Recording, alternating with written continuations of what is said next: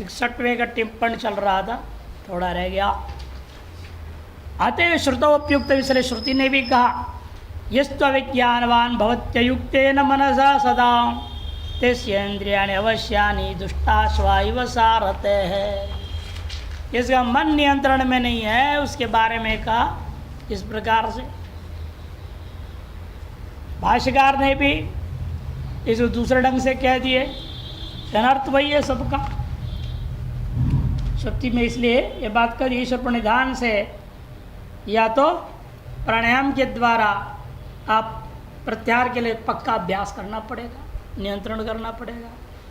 ये प्राणबंध में सौम्य मन का संबंध सीधे प्राण से है। इसलिए स्व विज्ञानवान भवती, जिसकी बुद्धि विवेकशील नहीं है, अमन संयुक्त नहीं है, संयमित नहीं है, उसके इंद्रियां उसी प्रकार के होंगे जैसे दुष्ट अश्व किसी सारथी का हो। भाष्य वासुदेव प्रत्यगात्मा इत्युक्त, ऐसा कहा। न वासुदेव भक्तानाम अशुभम विदिते क्वचित, कहा है अन्यत्र, क्योंकि जो वासुदेव के जो भक्त है उनका कभी अशुभ नहीं होता है। इसलिए आप वासुदेव की भक्ति ईश्वर प्रणिधान करें आप भगवान का, तो आपका कभी अशुभ नहीं होगा, धीरे धीरे मन नियंत्रण में आ ही जाएगा। वासनात् वासुदेव से वासितम भुवनत्रयम् सर्वभूत निवासोऽसि वासुदेव नमोस्तुते। वह वासुदेव भी वास्तव में निर्गुण निराकार विशुद्ध सर्वव्यापक ब्रह्म तत्व है, और वह ब्रह्म तत्व ही एकों बहुसंख्यम संकल्प की वजह से समष्टि हिरण्यगर्भाकार को प्राप्त किया। इसलिए कहा वासनात् वासुदेव से, वासुदेव की वासुदेवत्व यही है कि वह सर्वत्र व्यापक वस निवास है, कि वस आच्छादन है, या वस आच्छादन लेने को कहा है ना। ईशा वास्यमिदगम सर्वम में वस आच्छादन को लिया गया। और उसके बाद वासितम भुवनत्रयम्, तीनों लोकों में व्याप्त है।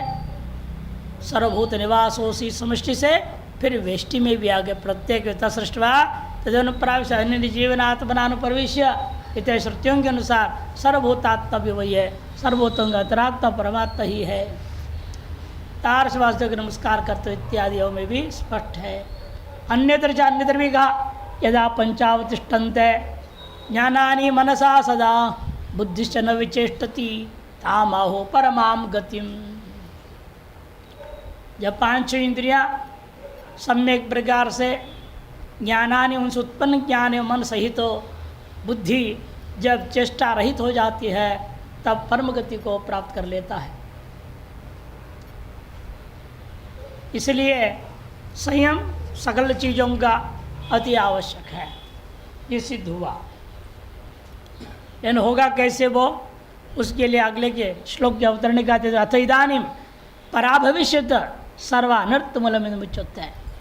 यदि आप साधना में लगे और हार मान के छोड़ दें तो क्या होगा, अनर्थ ही अनर्थ होगा। ना लगना महान दोष है, लग करके पीछे हटना और भी बड़ा दोष हो जाता है। यह बात सिद्ध करने के लिए आगे, क्योंकि क्या होगा, ध्याय तो विषयान् पुंसः ननु इंद्रियर अंतःकरणं विशेष पतितम चेत अनेन अस्य विदुषा को वा अनर्थ।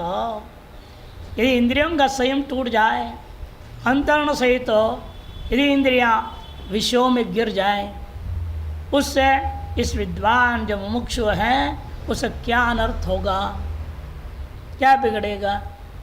यदि चेत विषयाभिध्यानम एव सर्व अनर्थ बीजम, विषयों का भी ध्यान ही सर्व अनर्थ का बीज। ये सिद्ध करने के लिए आगे दो श्लोकों में समझाएंगे। तेना अनर्थ हेतु परंपरा आपतति, ये लेश मात्र यदि विषय ध्यान की ओर चला गया आपका चित्त, अनर्थ हेतु की परंपरा झड़ी ही लग जाती है। एक के बाद एक गिरते जाएगा, गिरते जाएगा, गिरते ही जाएगा, फिर कोई नहीं रोक सकता उसको। तथा परावरेकत्व ज्ञान विनश्यति तया तया परावर एकत्व विज्ञानम विनश्यति। कि विषय ध्यान से क्या होता है, पर और अवर जो एकत्व है, परमात्मा और जीवात्मा का जो एकत्व विज्ञान है जिसका अभ्यास करने के लिए चले थे, वह विज्ञान नष्ट हो जाएगा। तन्नाशात जन्म मरण तरंगम माल्य संसाराब्धौ पतित्वा स्वयं च विद्वान विनश्यति। तार्श विज्ञान के नाश होने से जन्म मरण रूपी तरंगों के धार लगा हुआ ऐसे संसार भी समुद्र में आदमी गिर जाएगा और स्वयं इस प्रकार से विद्वान का विनाश हो जाएगा। यदि विदुषोपि बहिर्मुखत्वस्य जन्माय दुख प्राप्त प्रवाह पात अनपायित्वमेव फलम न तो मुक्ति ही। से भले विद्वान भी हो, यदि वो बहिर्मुख है, निश्चित रूपेण जन्मादि जो दुख के प्रवाह में वो क्या होगा, पात गिर जाएगा, अनपायित्वमेव और उससे वो बच नहीं सकता। इति एवं फलम न तो मुक्ति, यही फल मिलेगा। पुनरपि जननम पुनरपि मरणम, मुक्ति तो मिलेगी नहीं। क्यों? कारणाभावत, मुक्ति का साधन ही आपने छोड़ दिया, अब मुक्त कैसे होंगे? मुक्ति का साधन जब छोड़ दिए तो मुक्ति प्राप्ति का सवाल नहीं उठता। अच्छा, राग द्वेषाभ्याम विशेष प्रविष्टस्य विदुषोपि विषयाभिध्यानम एव प्रसज्जते। राग द्वेष से युक्त विषयों में प्रविष्ट यदि विद्वान का चित्त हो जाए, फिर विषय भी ध्यान ही उसके अंदर प्रसक्त होगा, न तो ब्रह्म ध्यानम, ब्रह्म ध्यान नहीं कर पाएगा। यदि सर्व अनर्थ मूलम विषयाभिध्यानम, जैसे सकल अनर्थ मूल है विषयों का विज्ञान, तत्कार्यंच और सब कार्य भी इस बात को बताने के लिए प्रतिपादयति द्वाभ्याम श्लोकाभ्याम ध्यायति द्वाभ्याम, दो श्लोकों से बताएंगे। ध्यायतो विषयान् पुंसः संगस्तेषुपजायते संगा संजायते कामः कामात् क्रोधोऽभिजायते ध्यायतो विषयान् पुंसः संगस्तेषुपजायते संगा संजायते कामः कामात् क्रोधोऽभिजायते। ध्यायतो विषयान् पुंसः, ये पुरुष के द्वारा जो विषयों का ध्यान करता हुआ जो है उसी के तरफ जब झुक जाता है, तब सबसे पहले उनको क्या होगा, उस पुरुष को उन विषयों में आसक्ति पैदा हो जाएगी। संगस्तेषु उपजायते, उनमें आसक्ति पैदा हो। और संगात, जहाँ आसक्ति पैदा हुई और वस्तु को पाने की इच्छा मजबूत होती जाएगी। संगा संजायते काम, कामात् क्रोधोऽभिजायते, और कामना के वजह से वह पूरा हो तो ना पूरा हो तो दोनों दिशा में क्रोध होता है। पूरा हो जाए तो जिस ढंग से होना चाहिए तो उस ढंग से नहीं हुआ, जैसे मैं चाहता था वही नहीं हुआ, नहीं हुआ तो फिर कहना ही क्या, पूरा ही भयंकर क्रोध हो जाएगा। कामना की आपूर्ति इच्छा के मुताबिक ना हो ही नहीं सकता है ना। संसार में कोई भी कामना किसी की भी अपनी इच्छा के मुताबिक हो नहीं सकता है। भले संतुष्ट हो जाता है आदमी, चलो ठीक है, चलो ठीक है, चलो ठीक है, हर बात पे समझौतावादी बन गया है, और करेगा क्या, कहाँ जाइए, और टेंशन तो बढ़ा ही लिया है। जितना भी वो समझौतावादी बन जाए फिर भी वो सुखी नहीं हो पा रहा है। कितना झुकेगा, कितना झुकेगा। तृणादपि सुनीचेन, आसान है क्या, बड़ा कठिन का। इसलिए क्रोध तो उत्पन्न होके रहता है, और क्रोध एक ऐसा राक्षस है जिसके हावी होने के बाद आदमी का होश खत्म हो जाता है। चाहे औरत हो, चाहे पुरुष हो, स्त्री हो, सब एक, बच्चा हो, कोई भी हो, होश ही नहीं रहता हम क्या कर रहे हैं, क्या बोल रहे हैं, क्या हो रहा है, कुछ भी नहीं रहता है। आस पड़ोस वाले क्या सोचते होंगे, वो नहीं सोचता है। किसी भी हद तक चला जाता है। अंतर डाइवोर्स होता है या तो सेपरेशन हो जाता है। बच्चों का भी माँ बाप से डाइवोर्स हो जाता है, अलग रहने लग जाता है, बेकार है। इसे क्रोध से तो बचना बड़ा कठिन काम है। क्रोध को जीत लिया तो समझ लेना चाहिए अध्यात्म सफलता प्राप्त हो गई। और भगवान जो है ऐसे ऐसे अवसर लाते रहते हैं महात्मा के सामने में भी, तो गुस्सा होना पड़ जाता है, नियंत्रण नहीं कर पाता गुस्सा पे। झूठे आरोप आगे से एकदम झूठे आरोप लगाने लग जाएंगे, सुन के एकदम दिमाग गड़बड़ा जाएगा, नियंत्रण से बाहर हो जाता है। बहुत कठिन काम है। हर अवस्था में, हर स्थिति में, जानने वालों अनजान वालों कोई भी हो, कैसा भी व्यवहार कर रहा हो, अपने मन को नियंत्रण में रखे, क्रोध ना आने दें। बहुत बड़ी उपासना है, साधना है। एक तो मजबूरी है तो बात अलग चीज़ है, कमज़ोर है, मजबूर है, इस वजह से दब जाता है, वो अलग है। वो क्रोध नहीं हो, उसका नहीं हुआ ऐसा नहीं, क्रोध है, वो दबा हुआ अंदर में। मौका मिलने पर वो अपने से दुर्बल कहीं सामने आ जाए ना, फिर देखिएगा, और जितने हिसाब किताब पूर्व क्रोध का सब एक साथ निकाल देगा वो।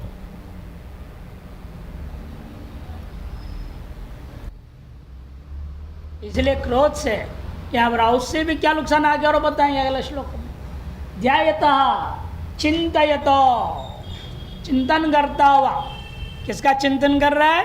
ब्रह्म का नहीं, विषयान, शब्दादि विषय विशेषान, शब्दादि विषय विशेषों को आलोचयता। कौन सा न पुरुषस्य संग आसक्ति प्रीति करते, उसमें आसक्ति होगी, प्रीति होगी। तेषु विशेषो उपजायते, उन विषयों में उत्पन्न हो जाता है। संगात प्रीते है काम संजायते, तार से संग आसक्ति प्रीति से क्या होगा? आप उसे पाने की इच्छा जग जाती है।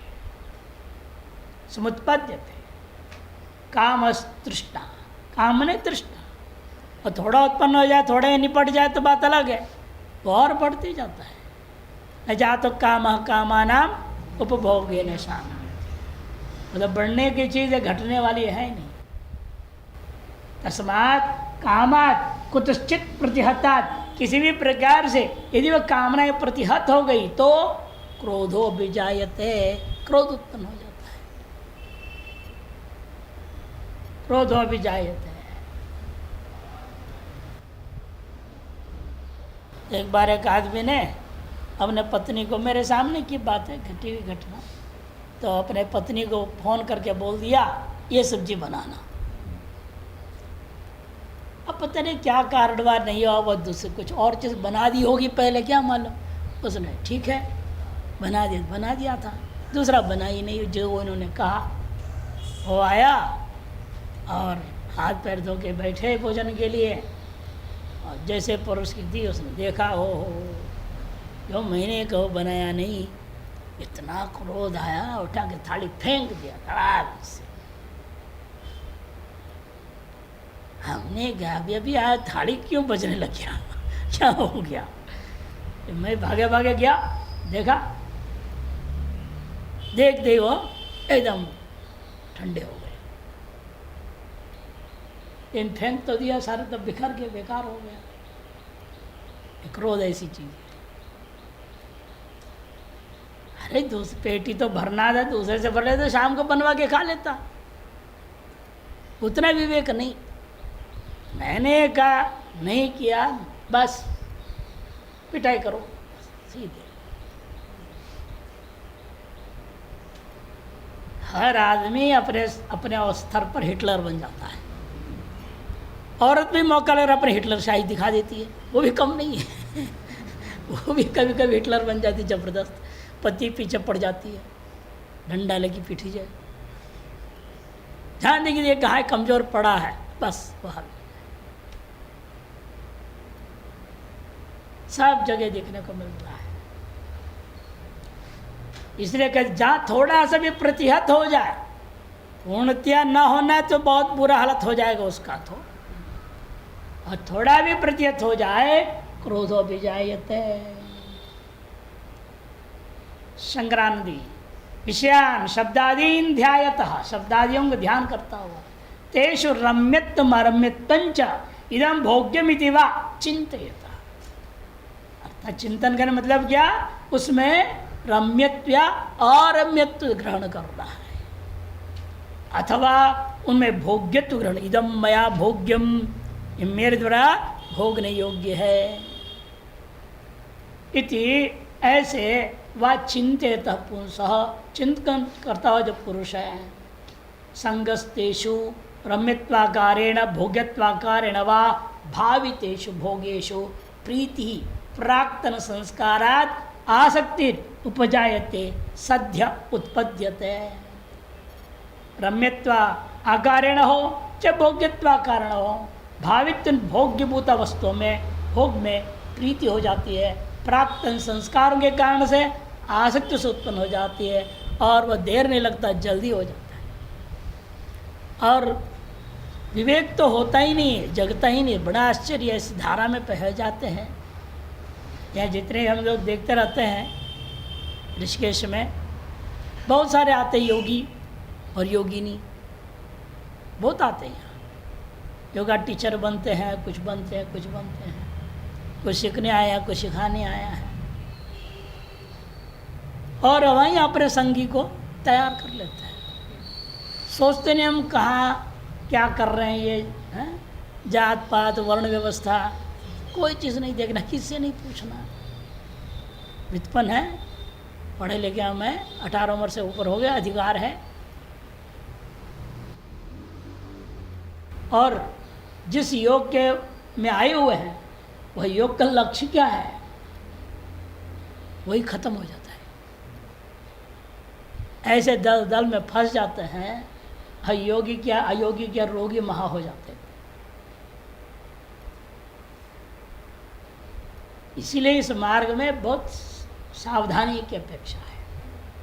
संगात प्रीत्या तत्र मम अमुना भावित भवितव्यमिति, उस प्रीति के कारण से उस विषय में सोचता है, मम अमुना भवितव्यम, मेरा इस समय यह, इसके माध्यम से मेरा सब कार्य सिद्ध होना चाहिए।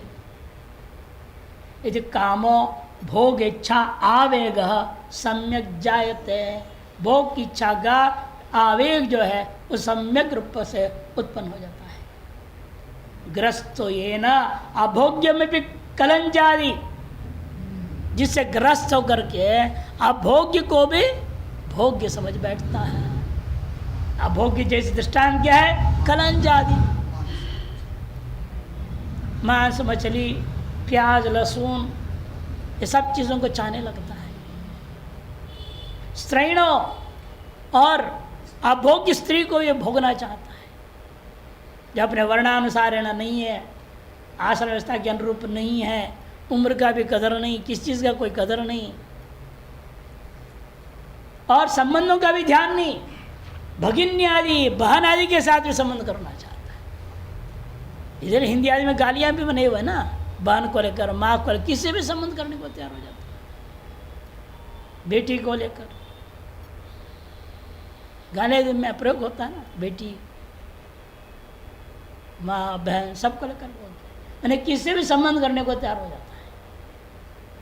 स्त्रैणो भगिन्यादि वा भोग्यत्व बुद्धिया भोक्तुम त्वरयते पुरुष, भोग्यत्व से अत्यंत शीघ्रतापूर्वक यह पुरुष भोगने के लिए प्रवृत्त हो जाता है।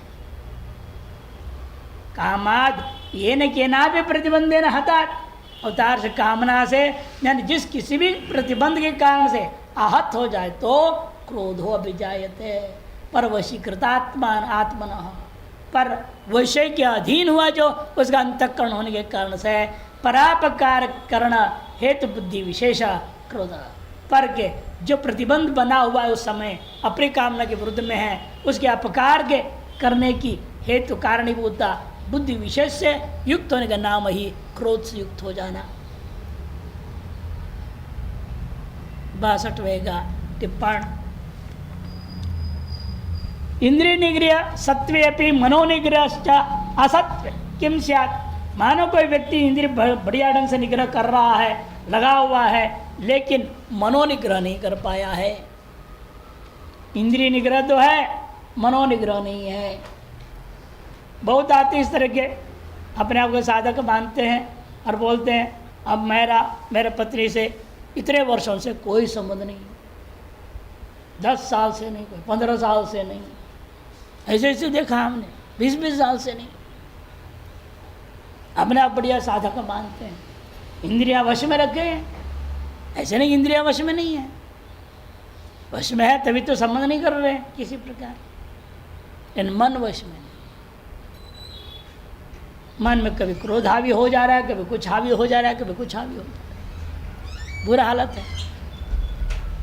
इंद्रियों का संयम होने मात्र से नहीं होता है। बाहर से तुम सब बांध लिए, कंट्रोल कर लिए तो क्या हुआ, अंदर से होना जरूरी है ना। इसे कहते हैं कि जो है भले ही इंद्रियंग निग्रह है होने पर भी मनोनिग्रह असत्व किम स्यात्, क्या होता है इति चेदाद्वाभ्याम श्लोकाभ्याम ध्यायतो मनोनिग्रह भावे यम नियम और अभाव। इस श्लोक में वास्तव में यम और नियम के अभाव बताया 2 श्लोकों के द्वारा।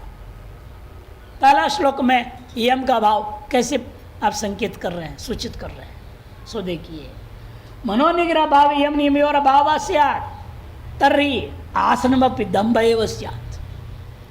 जो आसन है बढ़िया लगा के बैठ रहे हैं गंगा किनारे में, वो भी ढोंग ही है, और इसे आगे का सब ढोंग अपने आप सिद्ध हो गए। जब आसन ढोंग गया तो आसन चेक के बाद प्राणायाम होता है। जब आसन ही ढोंग हो गया तो प्राणायाम प्रत्याहार धारणा ध्यान जो भी कर रहे हैं सब के सब ढोंग के अलावा और कुछ नहीं है। दम्भ एव स्यात् तथा साधना नाश स्यात्, उससे निश्चित रूपेण उसकी साधना का नाश ही होता है। खत्म एतत्, क्योंकि परांशिकाणि वितरण स्वयंभूर इति श्रुत्यनुसारेण मन को, इंद्रियों को, सबको वास्तव परमात्मा ने ही, ब्रह्मा जी ने हिरण्यगर्भ ने क्या किया है, बहिर्मुख कर दिया है। परांची खानी मन इंद्रियाणि बहिर्मुख हो चुके हैं। तस्मात् परांग पश्यति न अंतरात्मा, इसे बाहरी देखते, विषयों को ही देखते ही अंतरात्मा को नहीं देखते।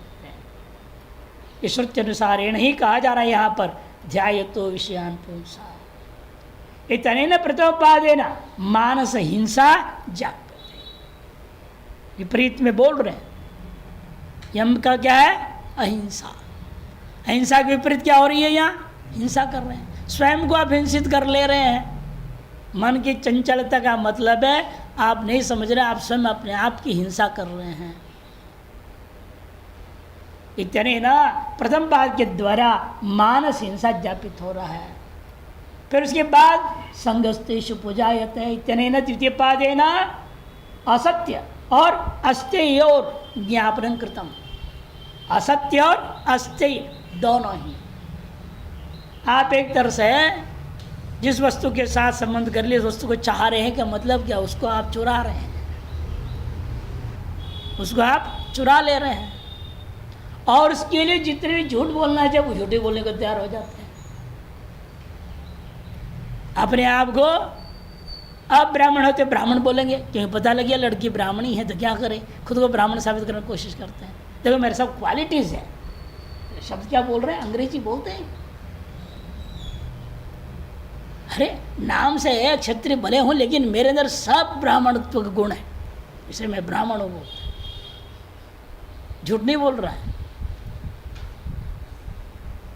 इसीलिए जहाँ जिसमें आसक्ति होता है उसको पाने के लिए व्यक्ति 2 काम जरूर करता है। एक तो वह असत्य बोलना शुरू करता है, और ये न प्रकारेण अस्थेय नहीं रह जाता है, चोरी करना चाहता है, स्थेय।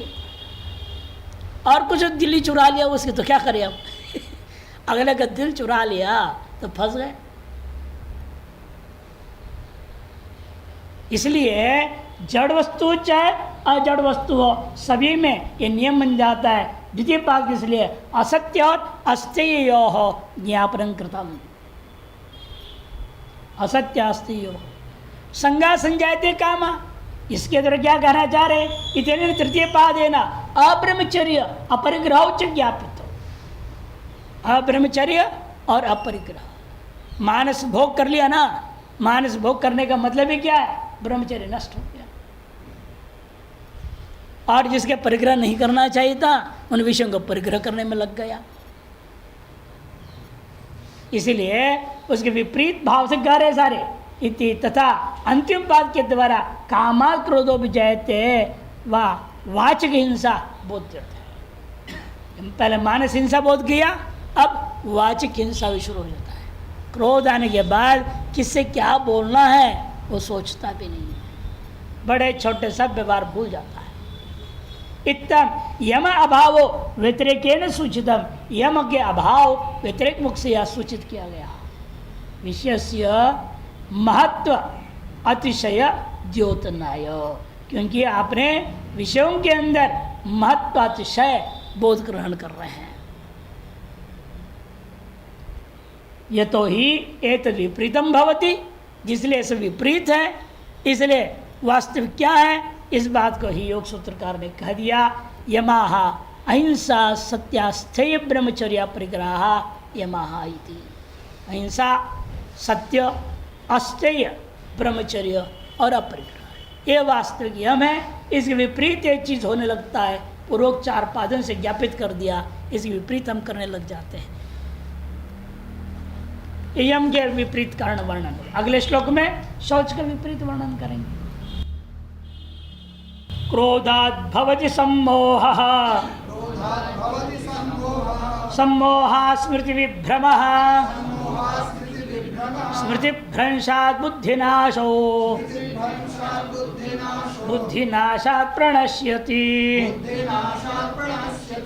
क्रोधात् भवति सम्मोहः, सम्मोहा स्मृति विभ्रमः, स्मृति भ्रंशात् बुद्धिनाशो, बुद्धिनाशात् प्रणश्यति। क्रोधात् भवति सम्मोह, क्रोध से क्या होता है? व्यक्ति सम्मोह को, सम्यक मोह अर्थात अविवेक, कार्य कार्य विषय का अविवेक उत्पन्न होने लगता है। सम्मोहात, और सम्मोह से क्या हुआ? अविवेक होने से स्मृति विभ्रम, शास्त्राचार्य उपदेश से आहित संस्कार जो उत्पन्न स्मृति थी वह स्मृति विभ्रंशित हो जाता है, नष्ट हो जाता है। शास्त्रीय आचार उपदेश तो प्राप्त जो सन्मार्गीय संस्कार है वह सब गायब होने लगता है। और संस्कार से तो स्मृति होनी है, संस्कार जन्य ज्ञानम स्मृति लक्षण है। अब जो सात्विक संस्कार रहे ही नहीं, राशि तामस संस्कार आपने बटोर लिया, अपने आप शास्त्र ज्ञान, आचार उपदेश ज्ञान, साधना से रहित हो जाओगे। स्मृति भ्रंशात् बुद्धिनाशो, तार्श स्मृति, संस्कार के अभाव के कारण स्मृति जी नहीं रही, सन्मार्ग के साधनों का स्मृति सम्यक न होने पर क्या हो जाता है? बुद्धिनाशो, वह पुरुष के जो है बुद्धि माने अंतःकरण लक्ष्य से हीन हो जाता है। लक्ष्यहीन होने के कारण अलक्ष्यभूत संसार को प्राप्त करने से उसका नाश हो जाता है।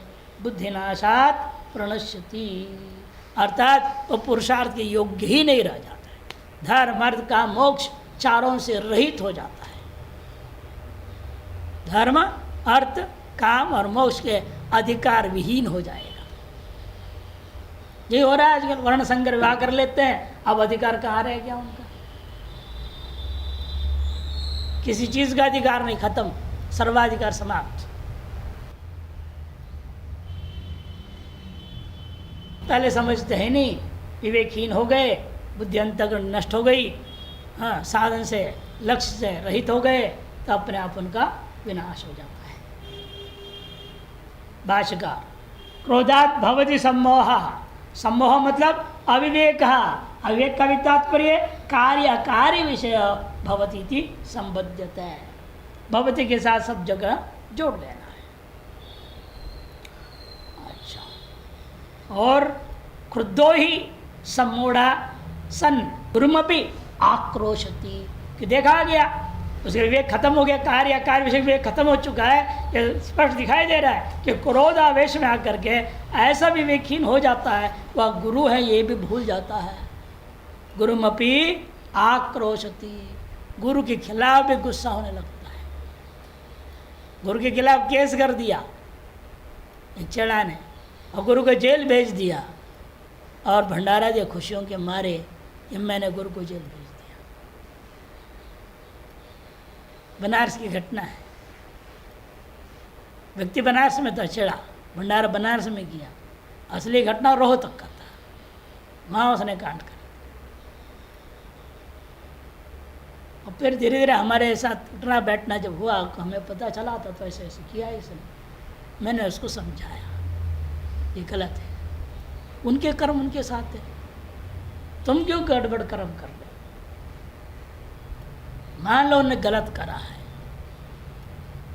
उस कर्म का दंड देने का आपको अधिकार है। फिर आप अपने कर्म को इतना खराब कर लिए, अब अनेकों जन्मों तक भुगतोगे इस चीज में। जैसे जाओ माफ़ी मांगो, कोर्ट में लिख के दो और उनको छुड़ाओ। थोड़ी सी दिमाग में आ गया बात, गया हो एक हफ्ता के लिए गया, तुम समझो कुछ गड़बड़ करेंगे, या तो सही कराएगा या तो और गड़बड़ करेगा, या तो सही कराएगा। फिर आकर के दोबारा भंडारा दिया। मैंने कहा आप क्या गड़बड़ किया भंडारा दे रहे हो? कहते नहीं नहीं नहीं, अब तो सुधारने की भंडारा है। तो गुरुजी वापस आश्रम में है, अपने गद्दी पर हैं, ठीक ठाक है।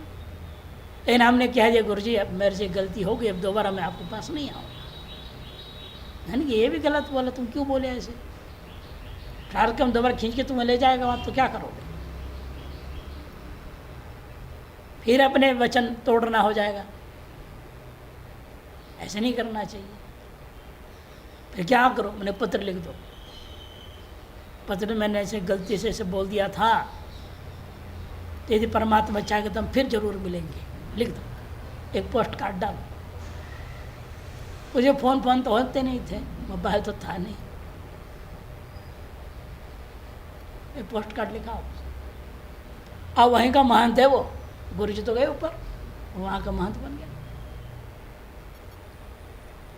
इसलिए बड़े मुश्किल होता है सब। गुरु को गुरु नहीं समझता आदमी जब क्रोध आवेश में आ जाता है। और क्रोध 5-10 मिनट नहीं रुकता।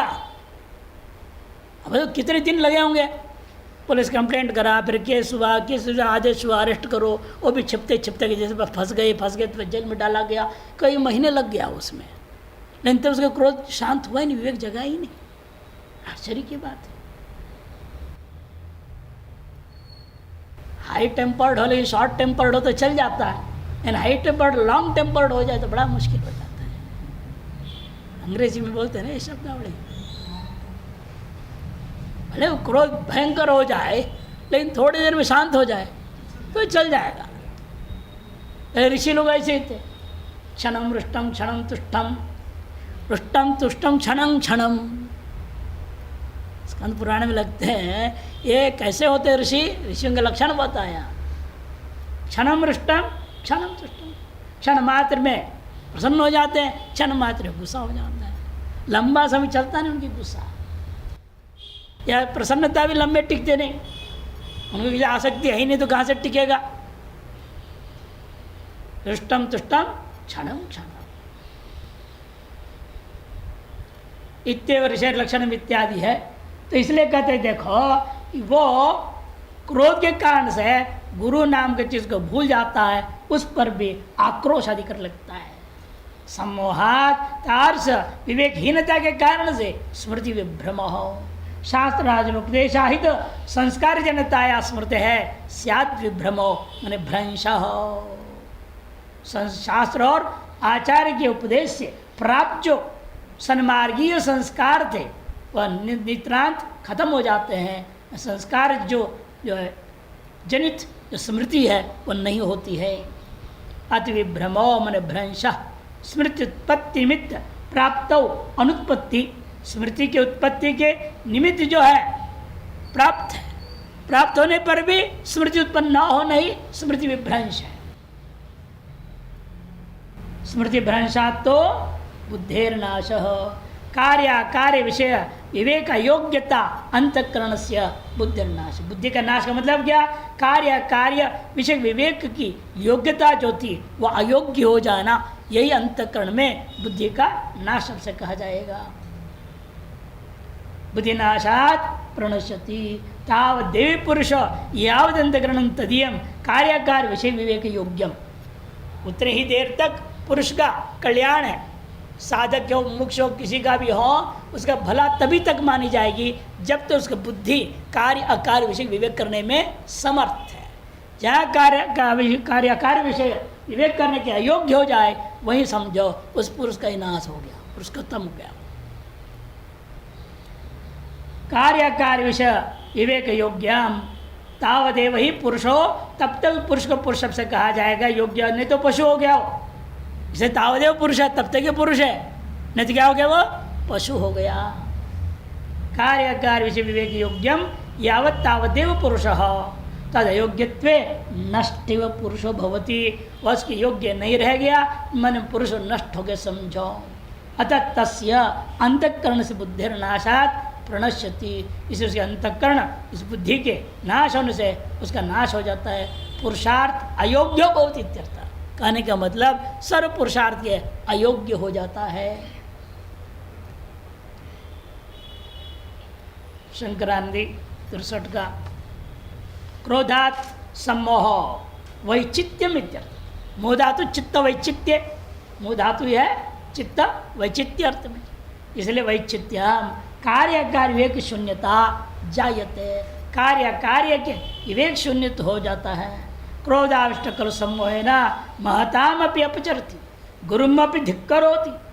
क्रोध से अविष्ट जो हो जाएगा सम्मोह के कारण से, विवेकहीनता के कारण से महापुरुषों का भी अपमान कर बैठता है और गुरु का भी धिक्कार आदि करने लगता है।